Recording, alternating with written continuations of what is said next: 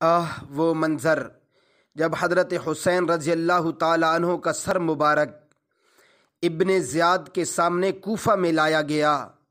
ابن زیاد کے ہاتھ میں چھڑی تھی، اس نے حضرت حسین رضی اللہ تعالیٰ عنہ کے مبارک لبوں پر ماری تو وہاں پر موجود صحابی رسول صلی اللہ علیہ وسلم حضرت زید بن ارقم رضی اللہ تعالیٰ عنہ چلا اٹھے، فرمایا ظالم ان مبارک لبوں سے چھڑی ہٹا لے، اللہ کی قسم میں نے رسول اللہ صلی اللہ علیہ وسلم کو ان مبارک لبوں پر بوسہ دیتے ہوئے دیکھا ہے۔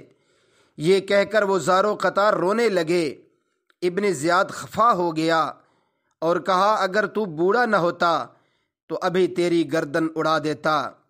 حضرت زید بن ارقم رضی اللہ تعالیٰ عنہ یہ کہہ کر مجلس سے اٹھ گئے اور کہا اب اے عرب کے لوگوں، تم غلام بنا دیے گئے، تم نے ابن فاطمہ رضی اللہ تعالیٰ عنہا کو قتل کر دیا، ابن مرجانہ عبید اللہ کو حاکم بنایا جو تمہارے نیک انسانوں کو قتل کرتا ہے اور شریروں کو غلام بناتا ہے۔ تم نے ذلت پسند کی، اللہ انہیں مارے جو ذلت پسند کرتے ہیں۔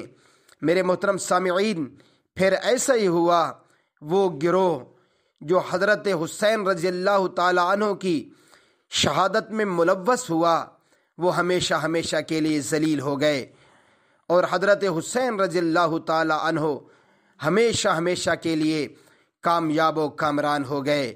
وآخر دعوانا ان الحمد للہ رب العالمین۔